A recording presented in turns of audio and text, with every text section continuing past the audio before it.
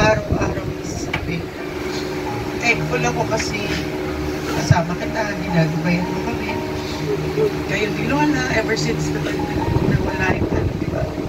Kahit saan kami makatira, saan kami mapunta,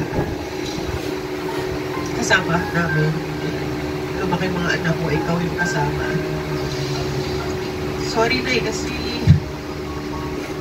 parang nakapag-video ata ako nagsalita na sa one day, kasi gusto niya, may sarili siyang driver, nanonood siya ng CD, meron lang siyang alalay na kasama. Eh sabi ko, pipilitin ko na magawa yun para sa kanya. Wala, kahit na medyo wala na siya sa ano niya, na-mention pa rin niya. So parang nag-look forward pa rin siya doon. Kaya lang hindi ko nagawa. Pasensya na kasi dami kong inaasikaso, dami kong responsibilidad, diba? Pero I tried my best to be a good daughter to you. Kahit yung mga anak ko, ang thankful lang ako kasi nakapagsilbi kami kay nanay. I'm very grateful sa lahat ng mga tulong niya, sa lahat ng suporta. Kahit na financially, wala naman din, diba? Pero at least na yung thought na nandiyan siya. Sasabihin na lang ko palagi na okay yan, kaya mo yan. Kaya ako siguro very strong din dahil alam ko nandiyan siya palagi.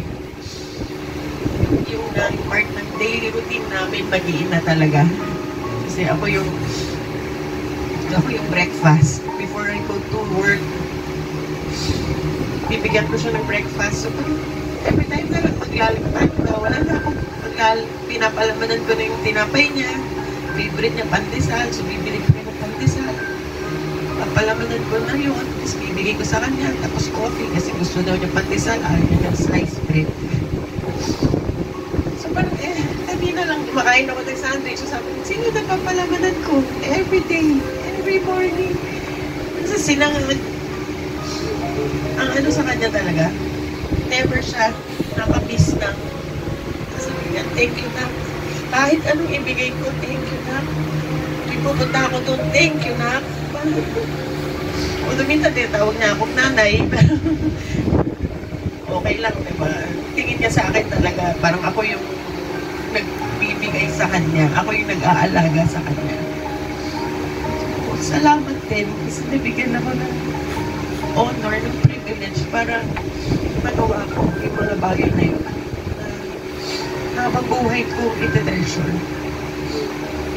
Hanggang sa huling sandali niya, ako yung kasama niya. Hindi ko alam, nag-iisa ako nun eh. Doon sa pinapag na siya. Ako lang. So parang, nakakatulong rin yun sa akin para maging matibay pa rin ako.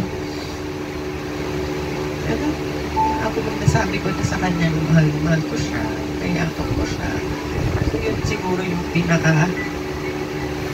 consolation ko. So, syempre, minsan, naisip ko rin may mga pagkukulang pa rin ako eh. Kasi limited rin yung time ko. Minsan, late ko siya nabibigyan ng breakfast kasi pag weekend, pagod din naman kasi ako.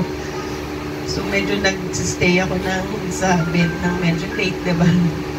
Iniisip ko na lang, ako si nanay pala, para mag-iising ako. Ako si nanay, wala pang mag-usap. So, yun yung mga miss ko. Every day, part na yun ng aking daily life. Kami ng daily life ng mga anak. Pero yun na, thankful na rin kasi nagawa namin yung mga bagay na yun para kay nanay na lahat naman kasi sinaprovision niya para sa aming magkakapatid. So, kahit paano, nakapag-give back ako. So, nakakatuwa lang kay nanay kasi may mga bagay na hindi ko nalaman. Nalaman ko na lang lately nung wala na siya. Kasi mga neighbors namin, kahit alam naman natin dun sa Alabang talagang siya napaka-friendly niya, di ba? Lahat dami niyang barkada doon, daming kaibigan. Tapos nalipat kami ng Las Piñas. Ganun pa rin, dami pa rin ng friends na nagulat din kami nung dumami. Ang daming dumalaw, daming tumulong sa wake niya. Tapos yung mga kwento na mataka kami kasi may neighbor kami na nagbibigay ng diaper sa kanya, may neighbor kami lagi siyang binibigyan ng pagkain. So tanong-tanong kami, ba't gano'n na lang nung nalaman ko lang, tapos walis siya ng walis, parang buong kalye namin wawalisin niya hanggang sa, ay, tama na, hindi na natin yan. Gusto mo bang maging mga taga-walis, i-apply kita sa barangay, ganyan.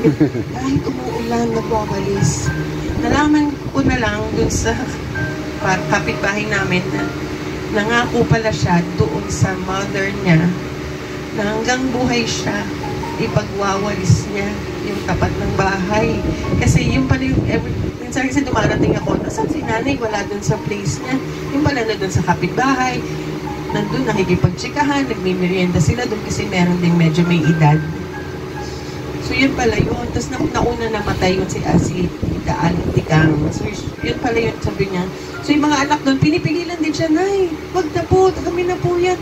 Pangako ko yan sa nanay niyo. Ganun siya So yung personality niya talaga, ganun. Napaka-friendly. Tapos sabi nung anak ko, si Dimna, sabi nga niya, everyday yung halos binibigyan niya kung ano-ano. Sabi ko, nay, kanina to galing, yung mga lagay na to kay Dimna. Nalaman ko lang kasi nung nagkasakit pala si Dimna, si nanay, siya yung naging kino-comfort niya si Dimna kasi nawala ng work. So everyday daw, every time po uuwi daw yun, may dala-dalaw sa kanyang burger, may dala daw popcorn, although sinasabi niya siya daw may-ari ng theater sa ATC, kaya lagi siya may popcorn. Pero yung mga ganong bagay, diba? Parang ako kasi hindi ako ganon, diba? Pero si nanay, yung personality niya, ganon talaga. Lahat ibibigay. So parang hindi lang sa aming pamilya, hindi lang sa ating mga kaibigan niya, kahit yung mga bagong kakilala, talagang all out siya. All out nagbigay, all out nagmahal. So, yun ang aming legacy niya siguro, yung mga kaibigan niya, na very, siya, very loyal, very truthful, ganyan naman siya. Yun lang. Miss namin talaga siya. Tsaka, mahal na mahal ka namin, nanay. Huwag mong kakalimutan yun. At sana, gabayan mo kami. Kaming mga anak mo, lalo na yung mga apo mo. And sana masaya ka na po. And at peace.